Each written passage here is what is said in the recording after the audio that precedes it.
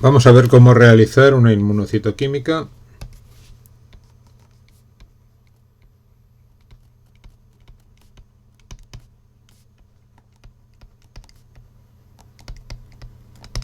utilizando el método del ABC. Bien, nosotros queremos detectar un antígeno. En el caso de nuestras prácticas era la 5-bromo deoxiuridina, pero podría ser cualquier otra cosa. Lo primero que necesito es un anticuerpo que reconozca a la sustancia, al antígeno, a detectar. Eso le vamos a llamar anticuerpo primario.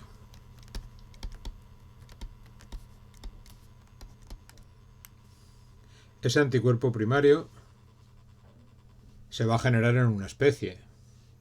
Se puede hacer en ratón, se puede hacer en rata, se puede hacer en conejo, se puede hacer en cabra, y hay otras posibilidades. En principio se podría hacer en casi cualquiera, pero los más comunes son ratón y conejo, que se suelen llamar anticuerpos monoclonales por la técnica en que se hacen. Todo el resto son policlonales, pero los de rabbit serían los más comunes. El problema es que de ese modo mi anticuerpo primario se une a mi antígeno, pero realmente yo no puedo detectar nada ahí. Necesito, para poder detectar la bromo al final, un anticuerpo que detecte al primario. Eso se le llama un anticuerpo secundario.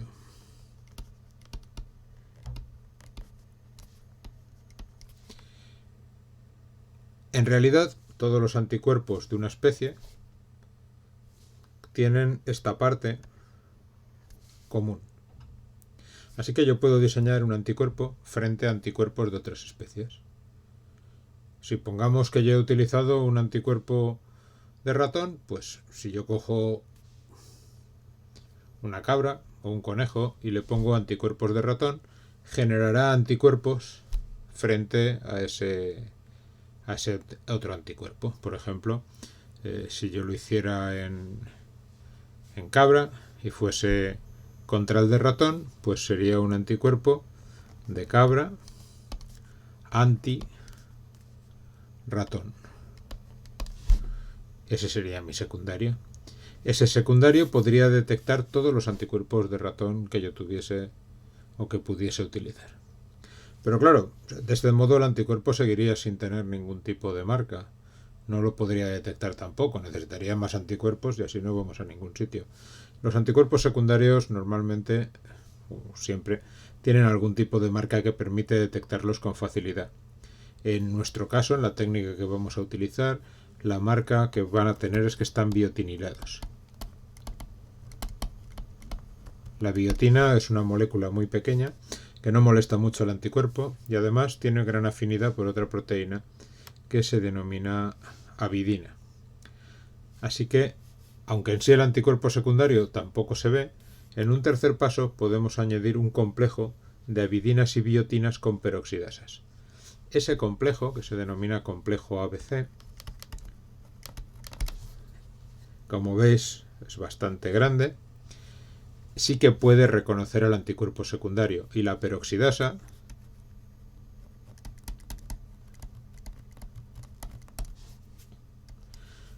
es capaz de catalizar reacciones de oxidación utilizando agua oxigenada, y de ese modo podemos colocar una sustancia coloreada alrededor, y alrededor de esta zona se nos marcaría la sustancia que vamos a utilizar, que es de AB.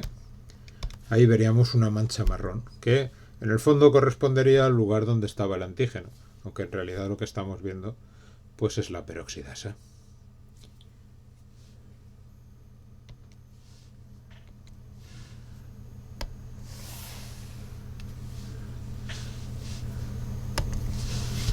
El anticuerpo primario y secundario pues lo tenemos en alícuotas y lo podemos utilizar en cualquier momento.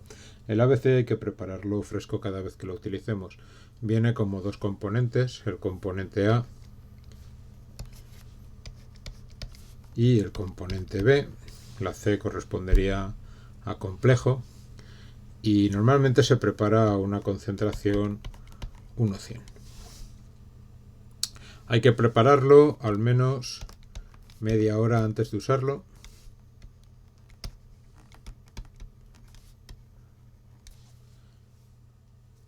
Y el modo de prepararlo es preparar primero o sacar primero una pequeña cantidad del bote A 1,100, luego cambiar la pipeta y a esa solución añadirle otra pequeña cantidad del B a 1,100. Pongamos que quiero fabricar 1 mililitro de solución ABC al 1%. Primera faena, cogeríamos un Eppendorf,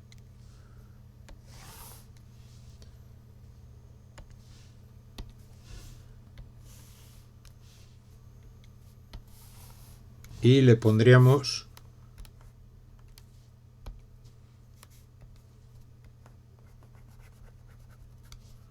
un mililitro de tampón. Segundo, abriríamos el bote de A y añadiríamos una cantidad suficiente para que A se nos quede a 1,100. Como 1 mililitro son 1000 microlitros, pues a 1,100 serían 10 microlitros de A. Y luego cambiaremos de pipeta para no contaminar el bote B y no estropearlo todo, y pondríamos el componente B otra vez a 1,100, en este caso 10 microlitros de B. Agitaríamos, lo dejaríamos media hora reposar y ya lo podríamos utilizar. Fijaros que si yo preparase una solución de componente A 1,100, por ejemplo medio mililitro, y le añadiese componente B a solución 1,100 0,5 mililitros, no estaría bien, porque con lo que acabaría con todo esto es con 1 mililitro de una solución que tendría A 1,200 y B a 1,200, lo que no es lo que yo quería. Podéis decir que con este cálculo que yo he hecho aquí no tengo exactamente 1 mililitro, sino que en realidad tendría 1,02 mililitros. Bueno, estoy de acuerdo, pero eso no tiene importancia. Una cantidad tan pequeña es despreciable y podéis redondear sin ningún problema. Si queréis ajustarlo bien, pues en vez de poner 0,1 mililitros, pues podríais poner 0,98 mililitros. Pero dada la precisión de las pipetas, realmente lo mismo daría una cosa que la otra.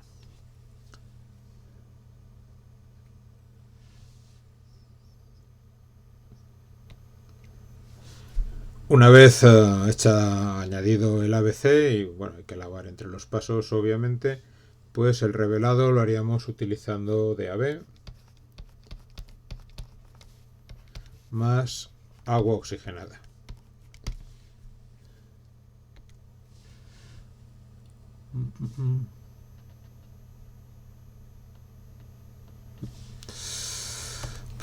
Bueno, de lo que hace la peroxidasa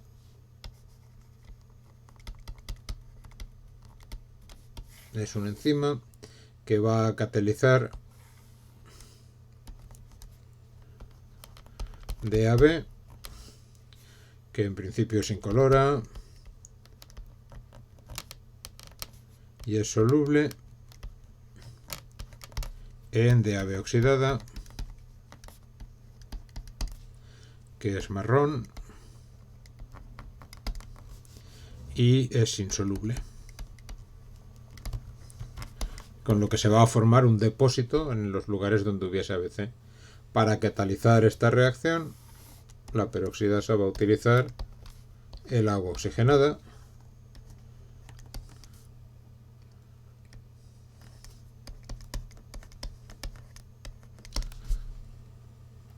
que es quien va a aportar los electrones a esta reacción.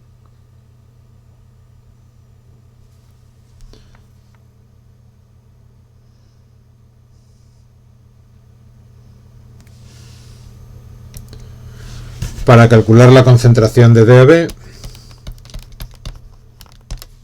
la DAB la teníamos en una solución al 5%, alicuetada.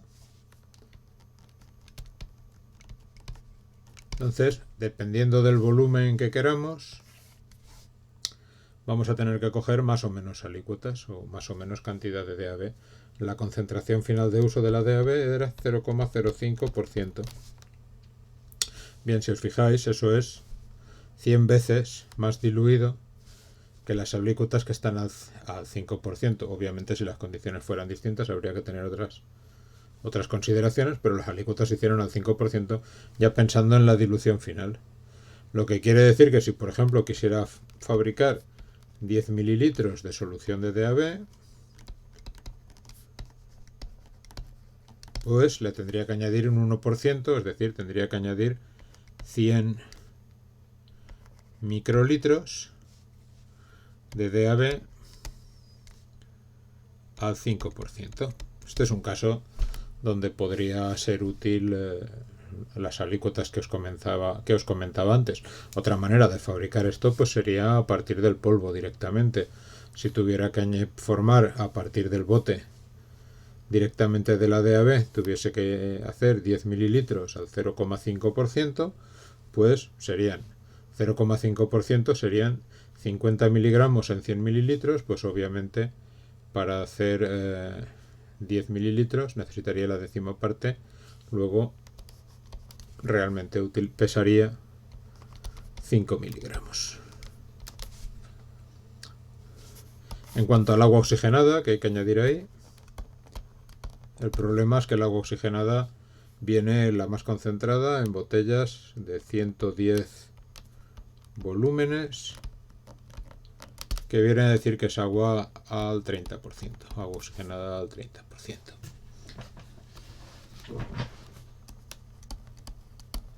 Entonces, si la utilizamos 0,01%, no recuerdo exactamente cuál era la concentración que usamos en prácticas, pero esta es una común, pues bueno, como es volumen, si fuese pura, para los 10 mililitros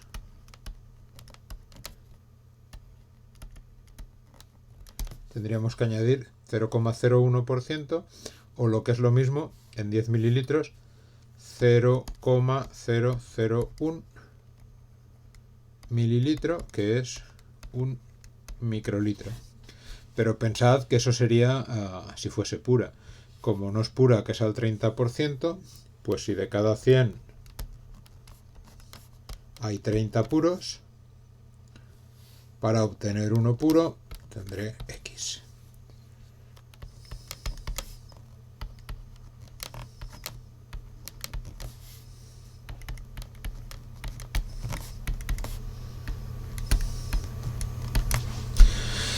Y eso sería lo que tendría que coger. Si me parece una cantidad muy pequeña para medirlo, pues haría una predilución, por ejemplo, a unos 100 de la botella original, y a partir de esa predilución unos 100, pues recalcularía la cantidad. Pondría 100 veces más, que sería fácil de hacer. O unos 10, o ya eso ya como vosotros os pareciere.